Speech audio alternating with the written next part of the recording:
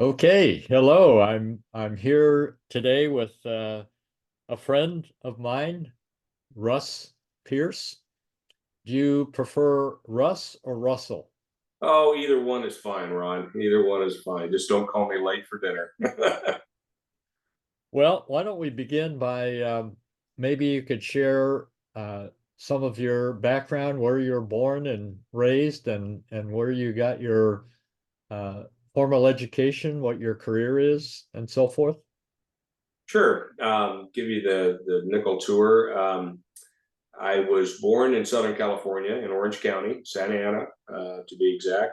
And my dad was from the South, from Mississippi. My mom was from New Mexico. They met when my dad was in the Navy in Long Beach, and so we rooted there in Southern California. Although I will admit, and I tell people I'm from the South. Well, technically, Southern California, I suppose, is from the South, but I think it's more because that's where I really feel a connection, and my roots is with my family in the South, and just that culture. I think I really connect with, and I go back quite a bit. Go do a little hunting and fishing with my cousins back there, and we used to go back quite regularly when I was a kid. So, but went to school locally, Cal State Fullerton, high school there, obviously, and then to Fullerton College, and then Cal State Fullerton.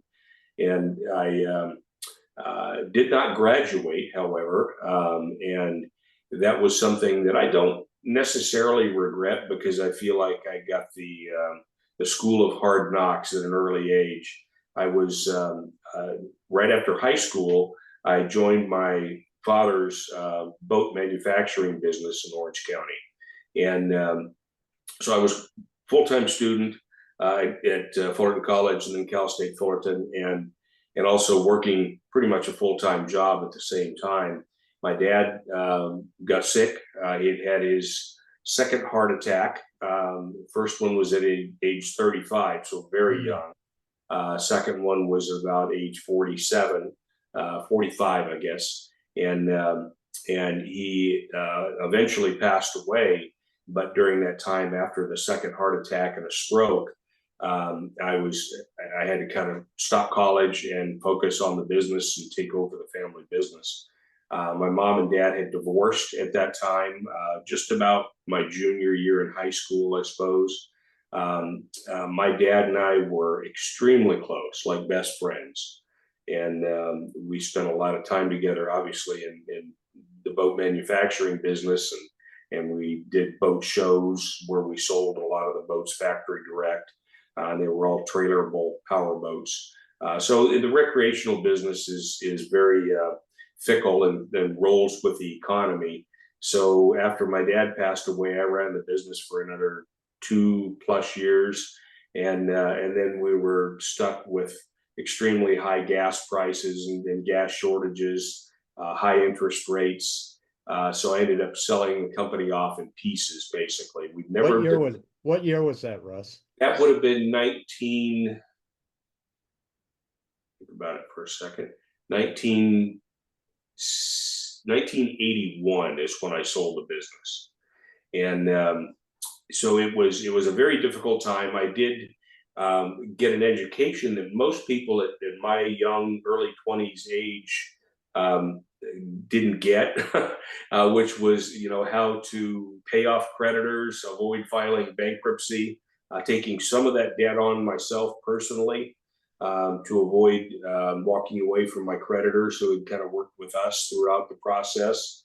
But that debt then followed me in the way of a tax liability for several years before I finally got it paid off.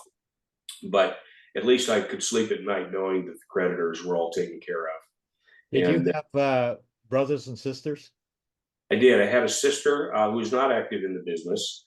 She's 14 months older than I am. She also went to Cal State Fullerton, and she had to drop out of school. Had a daughter, and was married rather young, and so kind of went that path. But yeah, I do have a sister still. And do you have a younger sister as well, or No, just an older sister? just the two of us. And so, how did your mother handle her husband's early passing? It was difficult. I think the divorce was more difficult, probably, but they were both very difficult. She knew that he had, had heart disease at a young age, obviously, so it wasn't totally unexpected. I recall a doctor at one point, who was a good family friend of ours as well, using the term that he was a ticking time bomb, that his arteries were so occluded that he was surprised he was still alive. So I think that, and he lived probably another 5 or 6 years after the doctor had said that. So I don't think it was a real big surprise, but it's always difficult. And of course, I felt like I lost my best friend. So, from that perspective, loss, when he passed away, how old were you, Russ? I was 22. So, losing your dad at 22, who's your best friend, how did you deal with that loss? At first, obviously, you have the initial grieving process, but I don't think I fully um, had the weight of all of it until probably about 18 months or so later. I remember going into my doctor for a regular physical. And I mentioned to the doctor, same family friend doctor, and I said, I have always been the type of person that when my feet hit the floor in the morning, I'm raring to go. And I laid my head down at night and I go right to sleep. And I said, here lately, I've really been struggling with both. Kind of just lazy in the morning and not wanting to get out of bed. And when I lay my head down at night, just wide eyed and couldn't go to sleep. And he started scribbling a name down and asked me to go visit a psychologist. And that he felt that the signs that I described were, clinical depression, essentially, situational depression, PTSD, whatever you want to call it, but a form of depression. And so I had probably 3 or 4 visits with this psychologist who was absolutely wonderful. And he somehow cut to the core of things. And I must respond good or very well to cognitive therapy, because once he explained to me how the grieving process worked and what was expected and what was normal, and gave me some tools to kind of deal with the sleepless issues. And after that, I was just fine. Honestly, I recovered from it and went on about life. And so, of course, you still have grief, you still miss them, but it wasn't anything that was debilitating in the form of depression. So, how did your sister handle that, your dad's passing?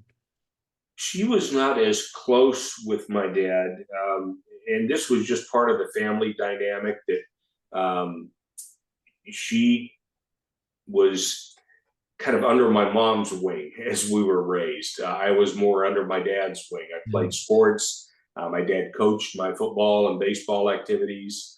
And at one point, he had a motorcycle dealership, and he sponsored me racing motocross, and so my dad and I had that kind of connection to physical sports. And my sister was more into music, and my mom was very much into music.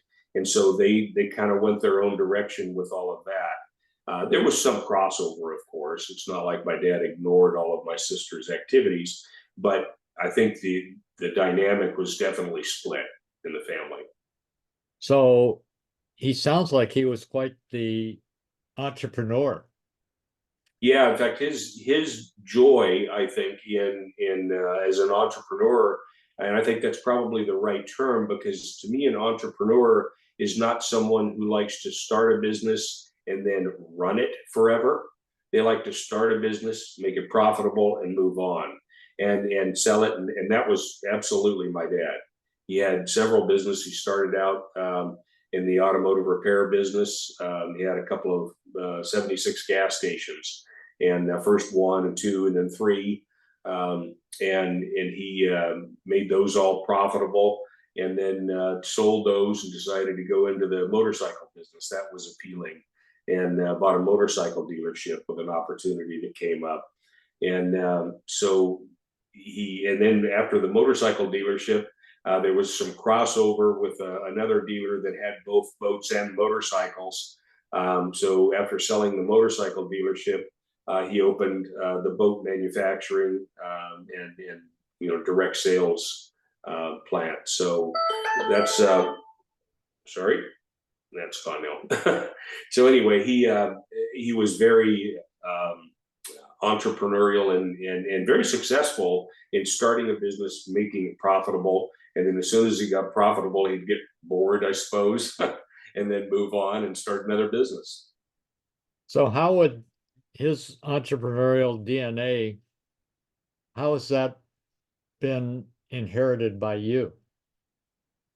I think the risk taking element, being willing to, because obviously to be an entrepreneur, you have to be willing to take on some risk, and I think that was inherited by me. My sister, I don't believe, inherited that. To my knowledge, she worked for the county of Orange for most of her life before retiring, and that's a steady Eddie job. It's great, but it just wasn't for me. I was wanting to reach for a little higher bar, and of course, through all of that comes failure as well. So when you sold the business that your dad was involved in that you kind of inherited, what did you do then career-wise? After selling the boat business, well, for a very short period of time, we still had the plant and we still had a fiberglass shop for making the hulls for the boats. And we were approached by a company, it was a Japanese company that wanted to make a hovercraft. This is kind of an interesting little project, very short. The whole project lasted about less than 2 years.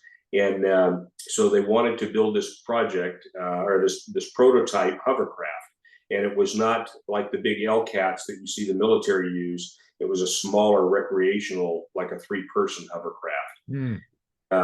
And the ones that there had been some built, and they actually had a place in Lake Elsinore that was a hovercraft park. And the big thing with hovercraft is they're amphibious, so you can go from water to land to water and back and forth, and that's kind of how they're used. So they're not a boat, they're not a land vehicle, but you can use them on both in the right conditions. However, most beaches in Southern California, you can't use a hovercraft on the local beaches. They just allow it, and even a lot of local lakes won't allow that kind of a use. But we went through the prototype phase. We built the first one. I was a pilot, got my pilot's license at a young age, so I think that was appealing to the company that contracted with us, because I piloted that first hovercraft, and when I say piloted it, you're you're literally only about 12 inches off the ground, so it's not a high flyer by any means. But it's some of the elements, I suppose, of aerodynamics and things learned as a pilot were attributed to making that prototype work. So were you married at the time, or did you have a family, or what was your personal life like? Single at that time. I got married in 1984, met my wife in 1983. Currently, my current wife of 40 years this year, and Bonnie. So no, I was not married at that time. She met me actually or we met each other at the tail end of that hovercraft project. And I just sold my airplane. The boat business was, all dissolved, and we were building the hovercraft. In fact, the space that we ended up renting after we terminated our lease at the boat business, the person that we rented space from was the one who introduced Bonnie and me. Mm. So did you have children, or what was your family life like? No children at the time. We started a family 4 years after we got married. So my oldest daughter was born in 1989. My youngest daughter was born in 1991. They're 3 years apart. Now both married with our three granddaughters. So you have three granddaughters and two daughters. Do they live uh close to you They or do huge blessing. They live within 15 minutes of us, both of them. One in Escondido, the other in San Marcos. Both husbands, are good son-in-laws. And so, yeah, we're very, very blessed to have the family close by us. you know, families can have complications. Um, and whether you've got daughters-in-law, fathers-in-law, families can have complications. How did you and your wife uh, and two married daughters with their families of origin, how how have you dealt with all of the possibilities of conflict, differences of opinion, and all of that stuff? What do you have any secret to how you can maintain civility and respect and so forth? Yeah, my secret is my wife. I think she was the one who would temper my sometimes too quick to judge. The son-in-laws, especially. Nobody's good enough for my daughters, and especially when they were dating. And so I think she would suggest that we wait and give things time to kind of mature a little bit in their relationships, and so that turned out to be very good advice. So now you have three grandchildren, Yes, and how old are they now? the oldest is 3.5, then 6 months, and then just a little over 3 months. Oh, wow. So they're fairly young. So they Yeah. haven't had the honor and privilege to really have grandma and grandpa uh, be uh, involved in their life beyond being young grandchildren. Right. Yeah, I think this early age, I think it's still important to have that family dynamic and stability. So they do have that. They're just as comfortable spending the night here with us, which they've done. At least the oldest two. The youngest one hasn't spent the night alone yet, but they're comfortable here because they're here all the time anyway, and my wife watches them one day a week to give my daughter a little bit of a break, and so it's great to have them close. It really is. So career-wise then, how did you transition from those various entrepreneurial businesses to what you're doing now? Well, after the hovercraft, little short-lived hovercraft endeavor, um, I went to work mainly because, and this is about the time, like I said, that I met my wife, and so I needed to have a means of support in our relationship. She's an X-ray technologist, and she had a steady job, steady position. So for a brief time, again, probably less than 2 years. I worked for a boat and yacht brokerage company that I Hmm. was already familiar with from being in the boat business, and we had stores in Newport Beach and Fullerton and Pomona, and so I managed both the Fullerton and the Newport Beach stores, um, and so we sold Wellcraft boats, Trojan yachts, and California yachts, and I remember during that time, I think I was in the Newport Beach office, and a young man drove up in a brand new 7 Series BMW, looked to be late 20s, about my age, and he paid cash for about a $1.3 million California yacht. Oh, And I thought, wow, is this guy selling drugs, or what's he doing? And so I inquired, and turned out to be a really nice guy who was a commercial real estate broker. And I hadn't really even thought of real estate per se. I'd given it a little bit of thought, but I knew I didn't really want to sell houses. That was not, I don't think, in my DNA.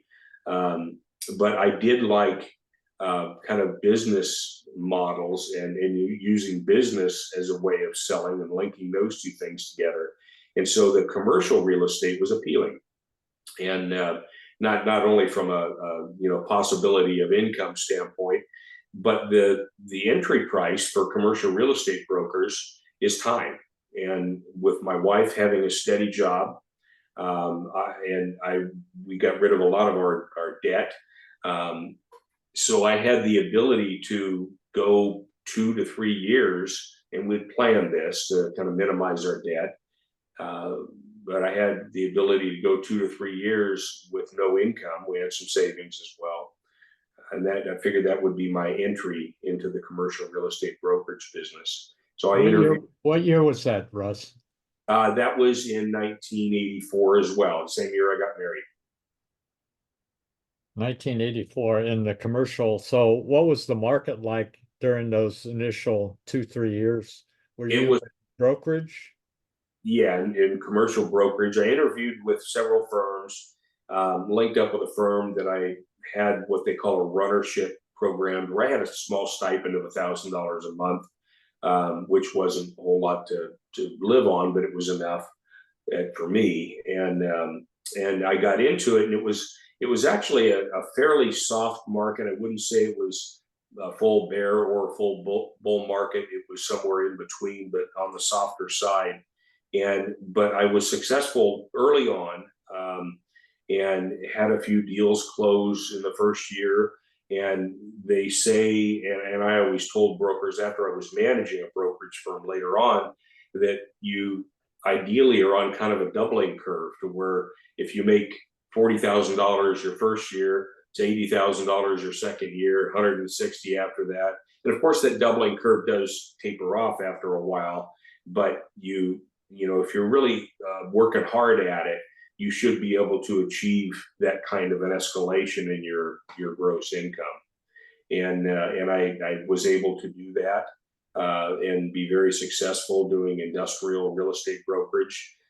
Commercial breaks down into multifamily, office, or retail, and industrial. And I did the industrial component, and Oh, never really did anything else. Never did any office leasing or anything. I just focused strictly on North Orange County industrial brokerage. from the standpoint of the business, there's that side of it, which, as we know, the economy goes up and down. And, at 91 with the savings and loan crisis, and then later on, there were other issues that came up along with those, such as the 2008 housing crisis. How did your personality, how did you establish stability, if only psychologically, with dealing with the potential for failure, or with failure, with projects that didn't, in their fruition, pencil out the way your performa penciled out? How did you handle failure? How did you handle missed expectations? What did you lean into during those uh, times of struggle? Well, one of the things I think, and this was attributed more to Ron McMahon and McMahon Development Group, our model, and I was a part of that kind of management structure that decided the model, and then a partner in the projects themselves. And we decided kind of early on that as the risk went up, we also wanted to be able to mitigate that by doing more build-to-suits and less speculative development.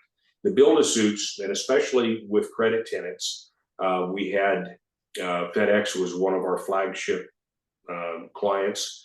And Ron had done some FedEx business before I joined the firm, and then we did some one-off FedEx deals where we bid on projects, were awarded those projects. We would have a tenant in place before we would go buy the land, get the loan, and put the rest of the deal together. So that mitigated a great deal of the risk. Then our risk was really in the dirt, as they say, because the cost of building was actually pretty stable. You can anticipate that pretty well, assuming a time period. But the cost risks are usually unearthed, and so if you have a site that's got some toxic waste on it, it just slams the brakes on the project. That's the kiss of death to a project. And there can be a lot of other soils type issues and things, but when we say in the dirt, it's unforeseen problems, and those are things that you really can't anticipate. Everything that's under the ground. So, but that's still a much lower risk deal than having to go find a tenant after you built the building and it's sitting there vacant. So if we were to make a metaphor out of the real estate development career that you've been involved in and apply that to life, your comment about unintended, unexpected consequences, how do you relate that to your own personal life in terms of unanticipated events, whether they be health issues, whether they be economic issues, whether they be family issues, just all of these unexpected events, whether you categorize them as black swan events or what, how were you prepared for those things that happened in your life? It's interesting that you asked that question, because it's thought provoking for me, because although I've been a man of faith for many years, it really didn't come to the surface in my mind until that time working with Ron McMahon. And I remember we were on an airplane one time, flying somewhere to do a site survey or something with a project. And I mentioned to Ron, and you knew his demeanor. He was a very calm gentleman. He was not a high stress kind of a guy to look at him and to talk to him. But I asked Ron that question. I said, in a high stress business like this, a high risk business with so much at stake, how do you stay so calm? How do you handle this? And he had a very simple answer. It's my faith. That's what he said. And that got me thinking more seriously about my own faith and kind of putting things in perspective and who was really in control of everything that happens, who's sovereign here. And I think that was a very eye-opening, very simple time, but very, very eye-opening for me. And it came to play out in my life in a lot of different ways. And I'm very glad that we had that time together, that I had that time together with Ron.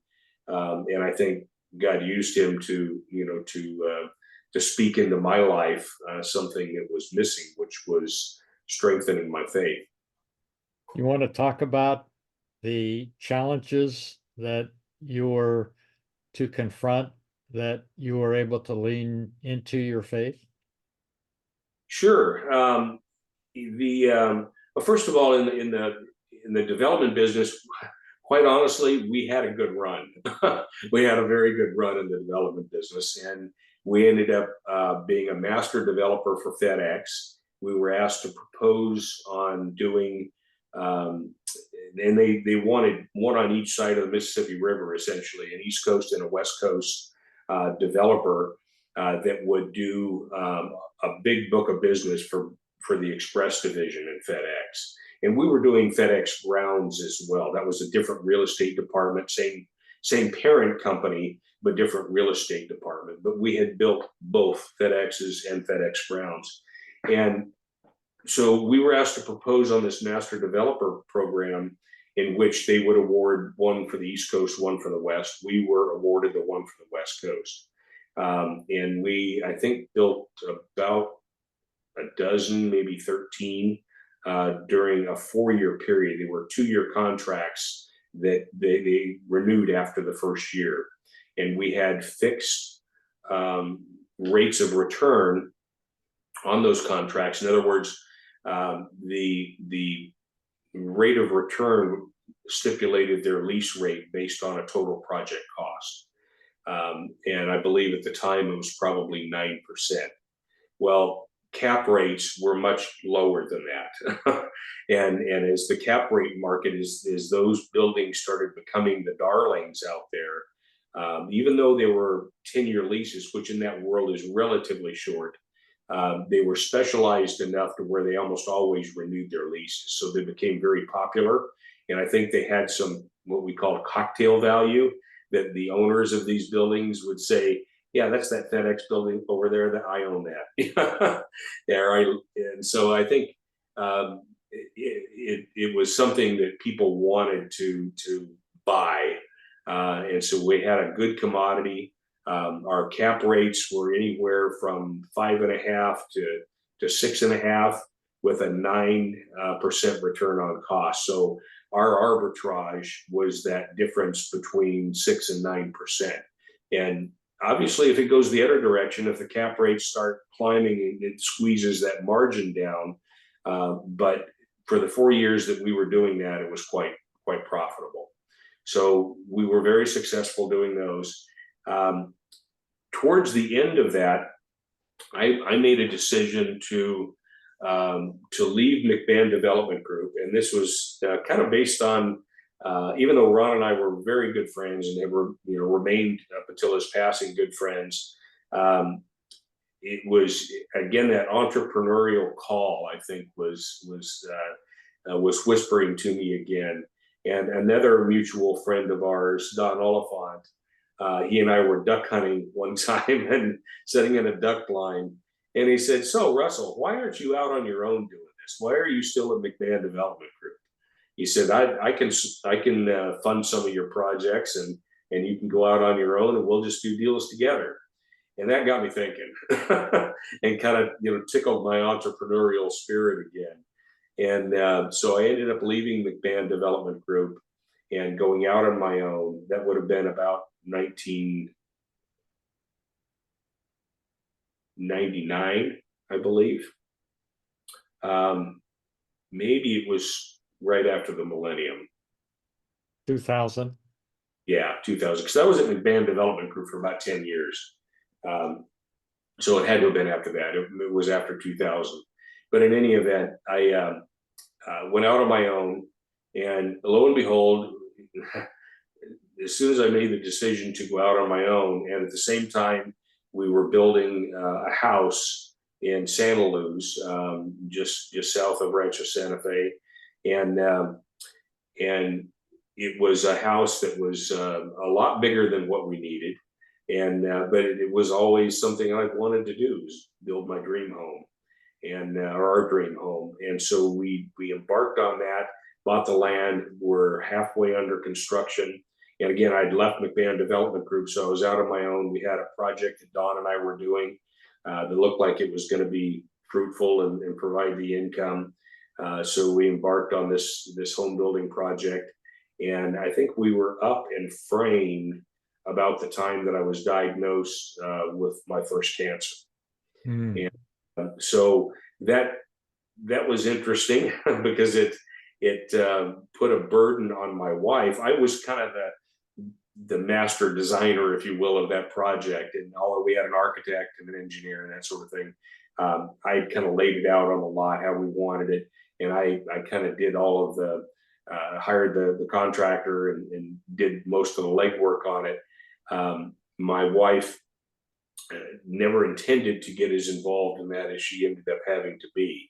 But with my cancer diagnosis, and it was a very rare cancer, but a very deadly one that I was told, we actually looked it up and told not to, but we did anyway. But it had a 15% 5-year survival rate. Wow. So it was not a good prognosis, but I had surgery and they removed about a 14 centimeter tumor about the size of a softball that was in my upper abdomen, and got good clean margins on that. But because it was such an aggressive cancer, they wanted to do chemotherapy as well.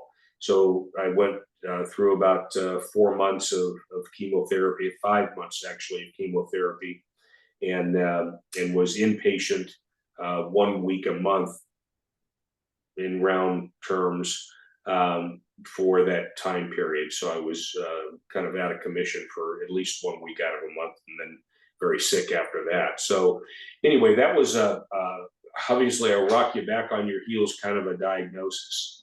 And at first it just kind of takes your breath away when you hear that, the C word.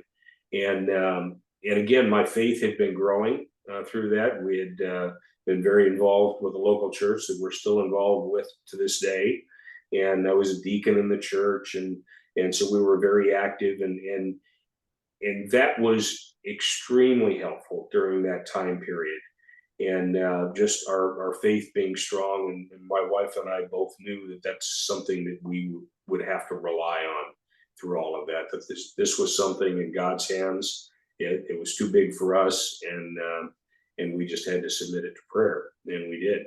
So, Russ, when you were, if you care to comment on this or to uh, respond, when you were sitting in that doctor's office reviewing CAT scans, MRI, whatever diagnostic information available to the oncologist or the physician, and they relayed to you the 15% survival rate, what was your first thought that came to mind when those words were uttered? And the doctor never actually told us that about the 15% survival rate. My wife, being an X-ray technologist, knew the radiologist that was reviewing the CT report. And I do remember her and I both asking him directly, because they did an ultrasound first, and the ultrasound tech said, "I don't know what this thing is." And so they, wheeled me over and did a CT immediately. And then the radiologist read the CT, and he said, "You've got a tumor in your upper abdomen." And we asked if there was any chance that it was not malignant. He said, no chance. It's malignant. And it was what they call a mesentery sarcoma, was the general term for it.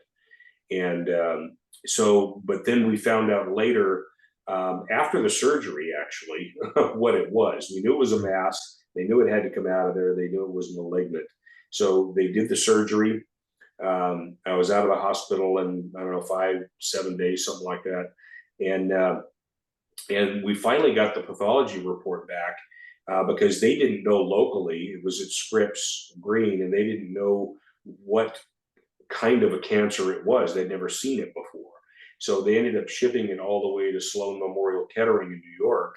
And then it came back as desmoplastic small round cell tumor. It's a big long name, DSCT, that typically happens in young adolescent males. I was 42 or 44 when that happened.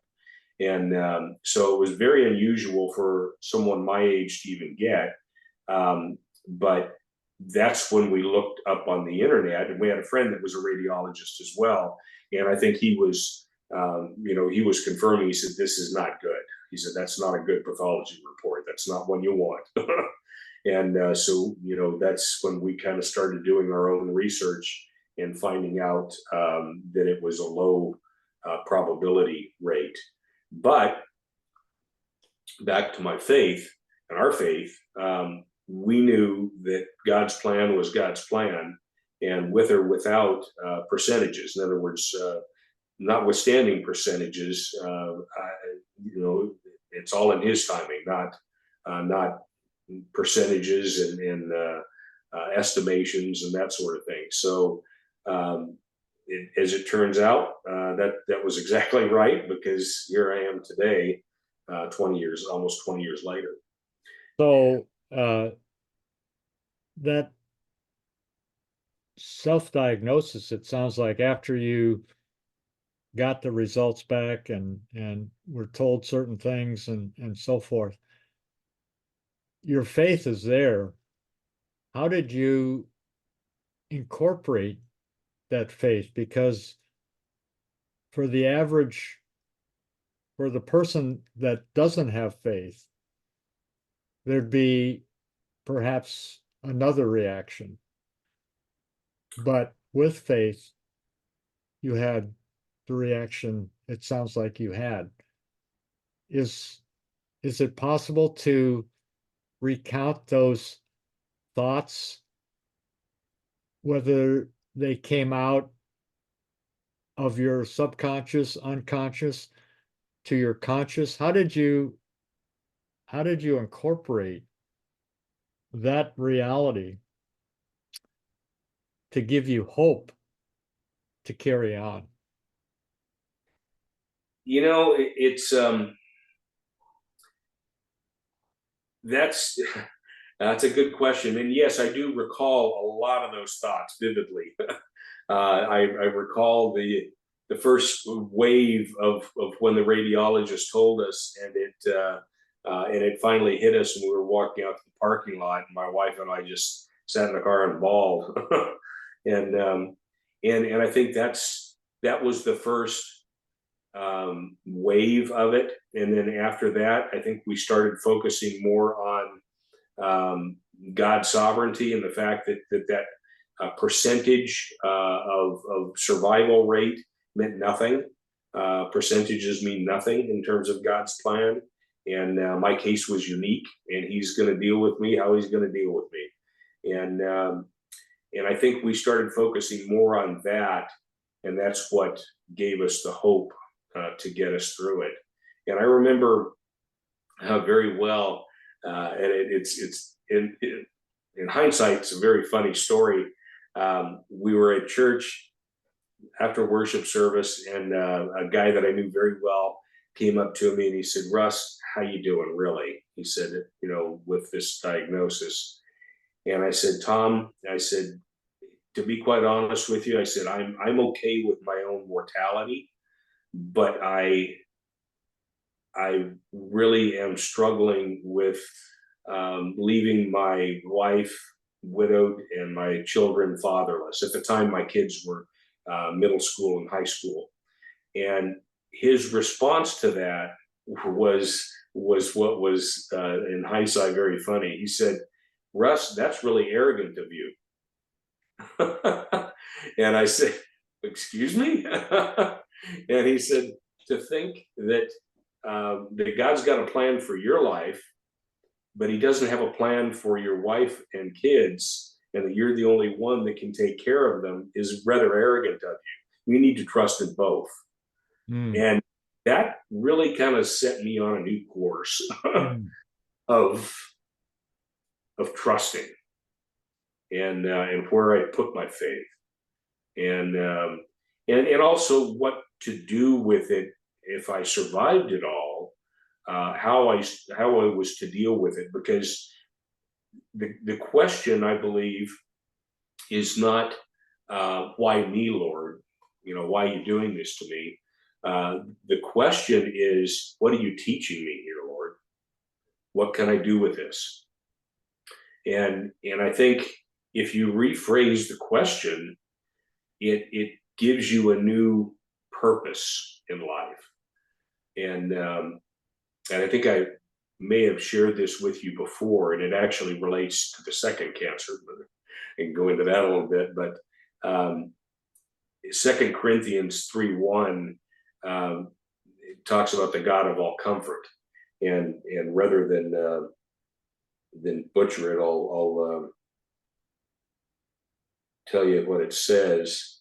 And this became kind of a mantra to me. I think it's very important. It says, "Blessed be the God and Father of our Lord Jesus Christ, the Father of mercies and God of all comfort, who comforts us in all our affliction, so that," that's the purpose statement, "so that we may be able to comfort those who are in any affliction with the comfort with which we ourselves are comforted by God.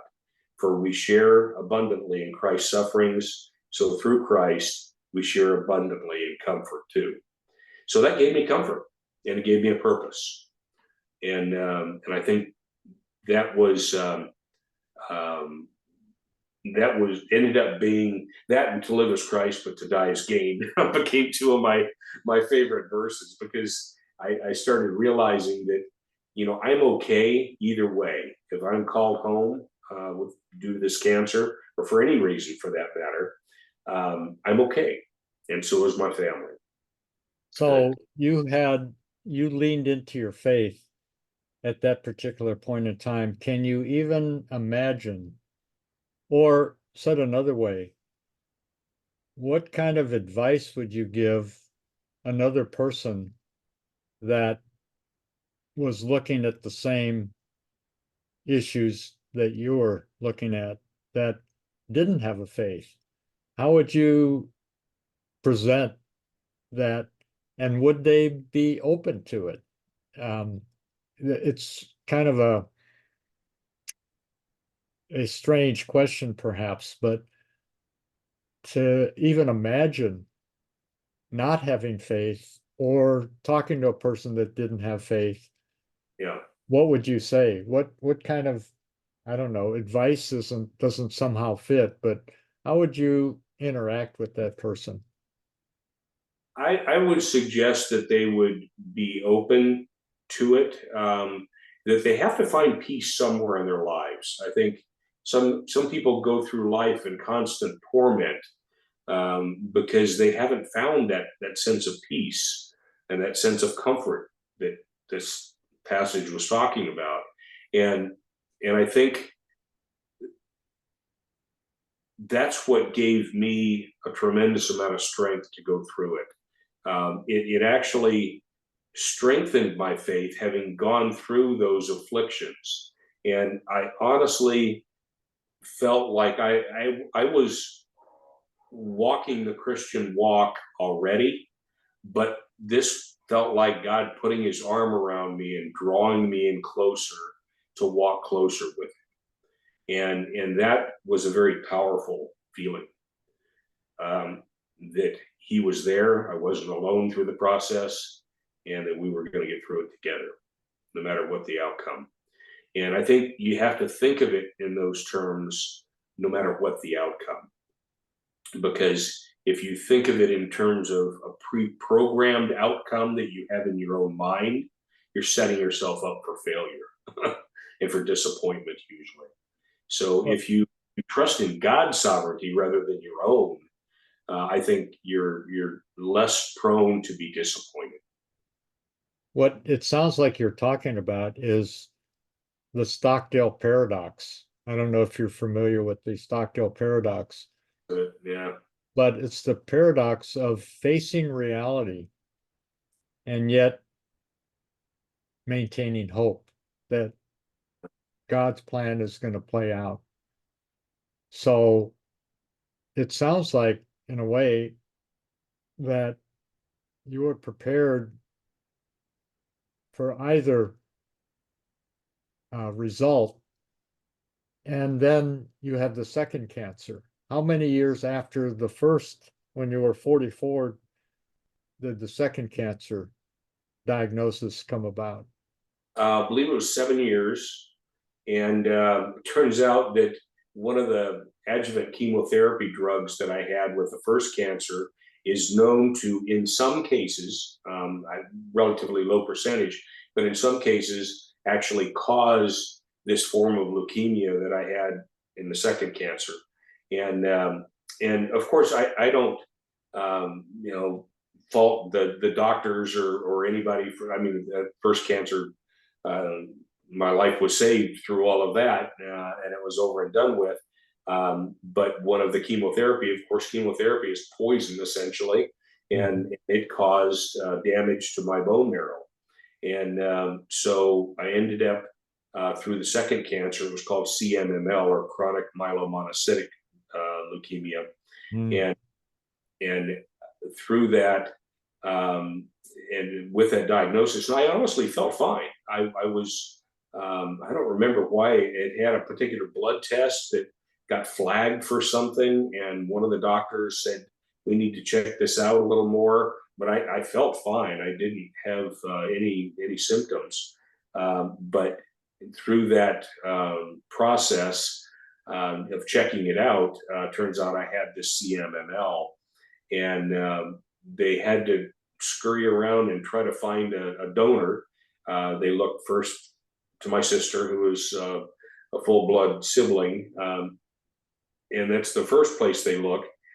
She was not a match for whatever reason, and they ended up going on the international donor registry, and I ended up being a 10 out of 10 match, the way they score it, with a young German man.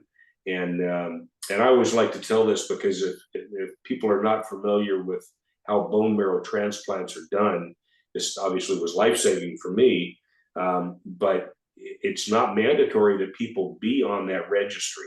But it just so happens in Germany, through the selective service or through the military, that's mandatory in Germany, they have to be on the registry. Now, the fact that he was a match, he did not have to donate.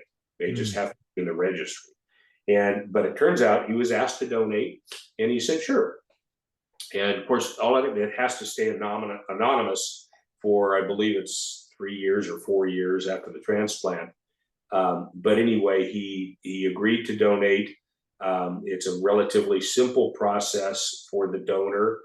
It's basically sitting in a recliner for about 4 hours, and they take blood out of one arm and run it through a pheresis machine and put it back in the other arm. And what they take off is the hyper concentrated donor cells, or the bone marrow donor cells. And so they did that, and flew them over here and cryogenically frozen, and then I got my bone marrow transplant. But prior to the transplant, I had to have fully ablative chemotherapy, which means they have to wipe you out completely of all of your bone marrow, and which is the kind of the factory for all of your red blood cells and many of your blood cells. And so they fully ablated me, which means I was highly susceptible to disease, because that's the biggest fear is having getting sick while you have no immune system to defend yourself. And so I was in the hospital for about 5 weeks through the bone marrow process. The first What week, hospital did you go to? that was UCSD. Hmm. So I had scripts at the time. I was going to go back to my original, and I did actually have some transfusions at Scripps, but they did not have nearly as strong of donor bone marrow transplant department as their BMX department as Scripps. So UCSD was fantastic. I was with the head of the bone marrow transplant unit, was my doctor, Dr. Ball, and he they found a donor actually very quickly, within, I think, once the process started, I want to say it was probably within 5 or 6 weeks I had a donor. And so they set everything up. They want to move quickly because they don't want it to get to the acute stage. Then it just complicates things. They want to get it while it's still in the chronic stage, which mine had not gone acute yet. So they did this bone marrow transplant, and it was kind of cute. My wife and daughters, um, you know, dressed all up in camo, and they had balloons and everything on the day of transplant, because it was they dressed in camo because we're doing battle, so to speak, with this cancer, and so and then the German army was about to be unleashed. So So anyway, what year was this, Russ, that you had the second Fraser asked me that. That was 2005 was the first cancer. So this was 2011, 2012. Yeah, 2012, because it's been 12 years since then. wow, wow. So um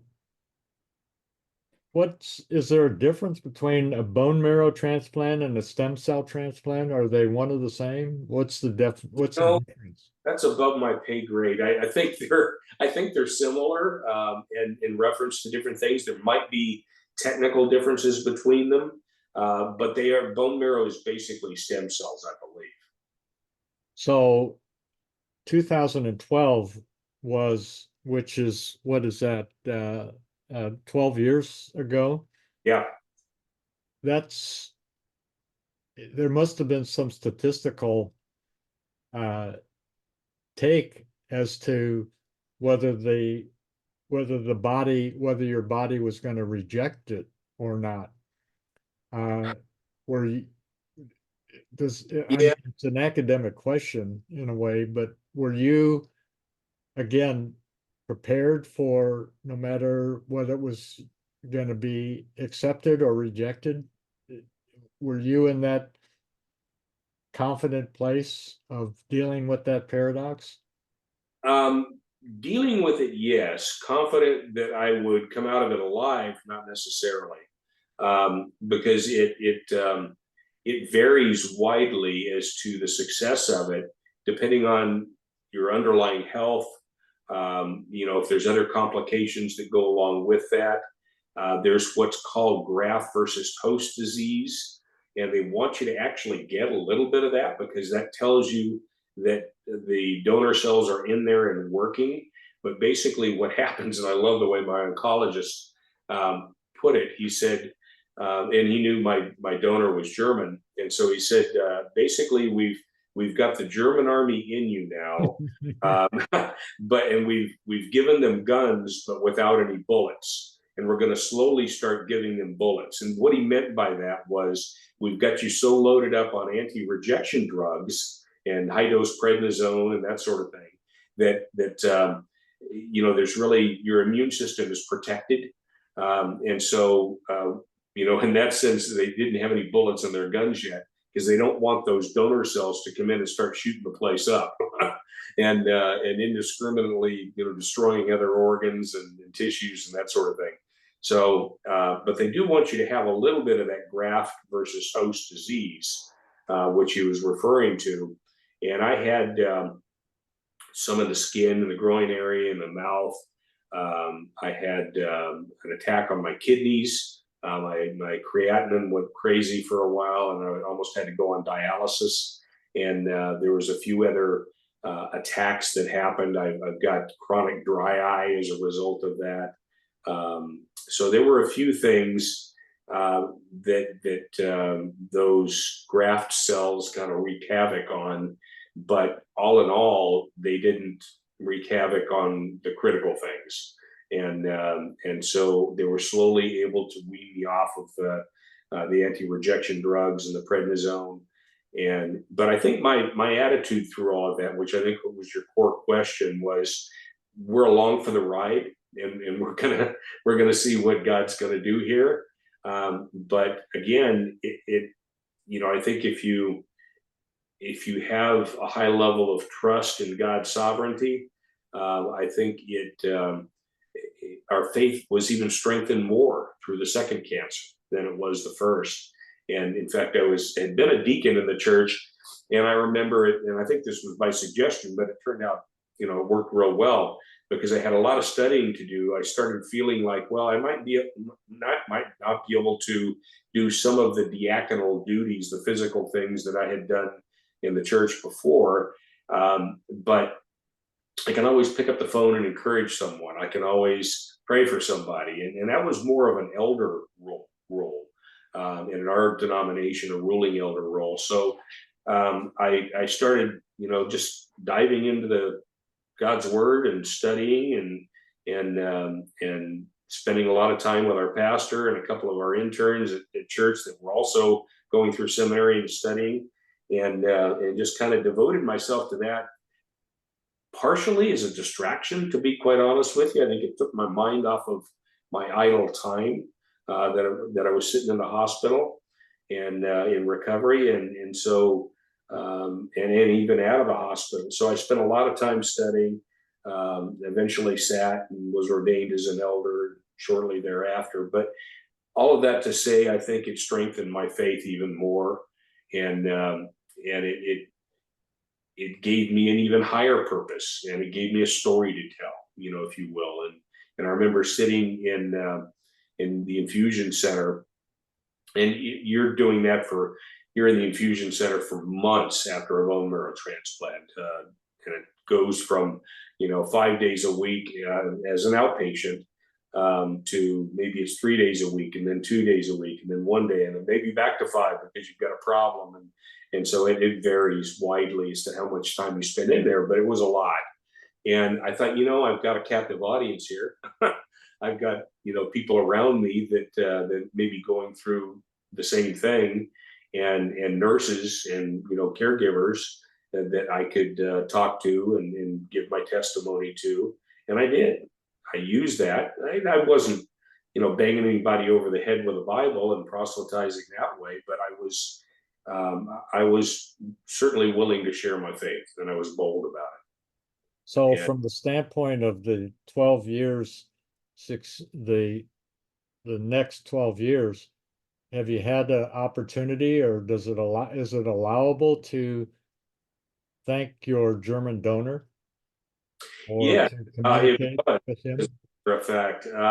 We were able to communicate. I wrote him a letter, long letter, probably a 2 or 3 pager, and sent him photographs of when I was receiving it, when I was telling you where the family's wearing camo and kind of Team Pierce, and sent him that picture. And it's funny, he was in his early 20s, as I said at the time, and he responded by saying, first of all, he said, and he spoke very good, perfect English, and he lives in Bonn, Germany. But he said, I had no idea that my being a donor would have this kind of an impact. He said, I was thinking of it more as I'm giving blood. And really, it's not much more of a process for them, but he didn't really think about the full implications of it at my end. And so that hit him, I think. And I think us being so thankful that he was a lifesaver, and I think him coming to the realization that he saved someone's life was very impactful to him. So So, fortunately, I have not met him in person yet. I would still love to go to Bonn, Germany, and sit down and have a cup of coffee and talk about it further and thank him personally. But we did have the opportunity to communicate in writing, and we talked once on the phone as well. it sounds like you're willing and motivated to uh, pay it back, pay it forward. How has that expressed itself in how you've been able to communicate with other people that are going through uh, bone marrow transplants and dealing with unpleasant diagnoses? Has that been a part of your life in the last 12 years as well? Or how do you foresee your um, paying it back? It's been a big part. not only through my church, but I think just um, I'm not bashful about telling my story. I mean, I don't walk up to people on the street corner and say, "Hey, you want to hear my story?" But on the other hand, I'm not bashful about telling it because I think it is a solid witness testimony to God's sovereignty and His goodness and mercy, and so I'm certainly willing to tell people that. And there's been several people that I have shared that with, and I think it's also losing my dad at a very young age gave me a perspective that you try to make a silk purse out of a sow's ear sometimes. I mean, when you're the lemons and lemonade thing, when you have something that is kind of deemed a tragedy or something very bad that happens in your life, I think if you have the ability to turn that into something positive, you've got to think of it that way and think of it in terms of how can I make something good happen out of this. Um, and I think that's been a lot of my driving force. But I know just the anxiety. I remember my daughter having shortly after she graduated college, she told me that she was having some anxiety attacks. And I remember, and this was actually after the first cancer diagnosis. I remember having I guess you'd call it PTSD. I don't think it was formally diagnosed, other than by a good friend of mine that's a psychologist. But I was all of a sudden I couldn't breathe. I felt like there was an elephant on my chest, and no Mhm. physical problem with it. I couldn't breathe, and was you know felt like the world was crashing in on me. So I have had anxiety attacks, and I think anxiety, depression is two sides of the same coin. Mhm. But this friend of mine gave me some breathing exercises and things. So things like that I've taken, and I was able to share with my daughter how I dealt with the anxiety that I had, the PTSD, if you will, and she has put that to good use. I don't think she's had an anxiety attack since then, or when she does, she knows how to fend it off and how to just kind of roll with it rather than try to fight it. And she does a very good job of that. So she told me that the breathing exercises were very helpful, and then just kind of grabbing hold and going for a ride, concept was very helpful. So I try to take little pearls like that I've learned along the way, and share them with people. Certainly, the faith, getting through the struggling, is a big part of that. Well, certainly your legacy with your daughters and your wife not only is incorporated in the words, such as the time that your daughter reached out to you with her anxiety and then you provided what you would do, but it's also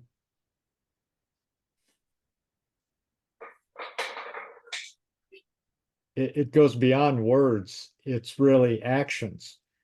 So your legacy is how you dealt with the the um, difficult news, each and every chemo treatment or um, drugs that you had to ingest, and the downside to how it made you feel, whether it's nausea and all of the accompanying contraindications. Just the way your attitude was picked up by your daughters and your wife is part of your legacy. It goes beyond the words. Uh, so, is that something that you could see in the way your daughters and grandchildren are living their life as well? That's kind of a leading question, but it seems that it would be.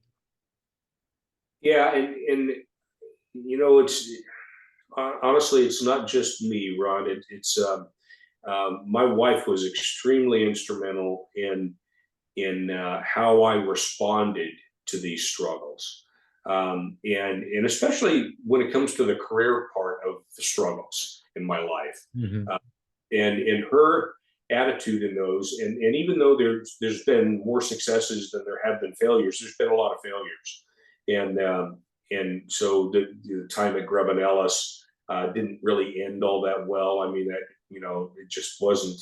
I struggled. I wasn't happy there, and during that time, and when I was making the decision to leave there or to leave McMahon Development Group, um, her attitude was, when one door closes, another one opens, and that God's got a different plan. That if I was working on a big presentation or a deal, even in contemporary times, working on something that just didn't come to fruition, um, she has always been supportive and said, this just wasn't meant to be. It's not God's plan, and that's because there's another opportunity around the corner that if you had done this, you wouldn't be happy and couldn't take advantage of it. So I've always taken stock in that. She's been a cheerleader for me throughout the process, and I think to a large degree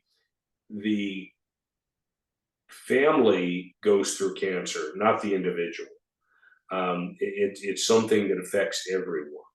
And so, yes, it has definitely affected how my daughters respond to things. It's affected how my wife responds to things. Um, so it's, but all in all, and people, I can always tell if they're a person of faith or not when I make this statement. But I'll say something to the effect of having two cancers and a heart attack in my life have been a blessing. And they look at you like you're off your rocker, and that tells me they probably don't have faith. But people of faith know exactly what I'm talking about. That you take those struggles and make them a blessing in your life. So it sounds like your children and your wife and you, to your point, that cancer isn't just about one person, it's about a family, it's about a team. Can you imagine going through it and you had the choice, and your wife had the choice, and your children had somewhat of a choice, albeit perhaps less, of isolating them from being a part of the transplant, the chemo, the all of the protocol that allowed your uh, bone marrow transplant to take. Can you imagine not including or allowing them or wanting them to be a part of your disease? I can't imagine, and it saddens me to even think of anyone who has to go through something like that alone. Now, on the other hand, if they don't have family around them, that doesn't mean that they don't have faith and that they Mhm. don't have God with them. And their Christian family, if you will, might be of value to them. But and I would consider that family as well, not just biological family, but those who really care about them. And I think the caregivers are absolutely wonderful. I mean, I with the health issues I've had, I can say I've never had a bit of trouble with any of the caregivers. They've been absolutely phenomenal.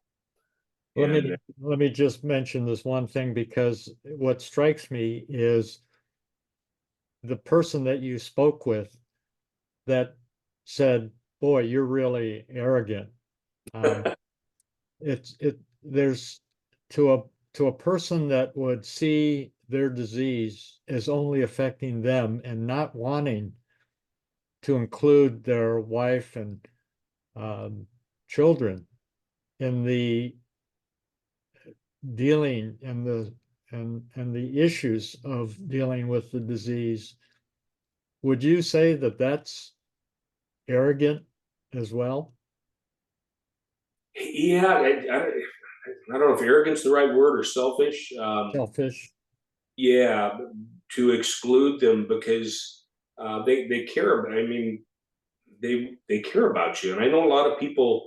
I hear stories anyway about people who have cancer and don't want to tell anybody, or have a disease of some sort and don't want to tell anybody. And I'm I had in fact, our office manager at our church told me this one time that it was, I don't remember which one of the health issues it was, a heart attack or one of the cancers, but at some point she said, well, I want to put this out on the prayer chain. And I said, no, Irene, I don't want to do that. And she said, it's not an option.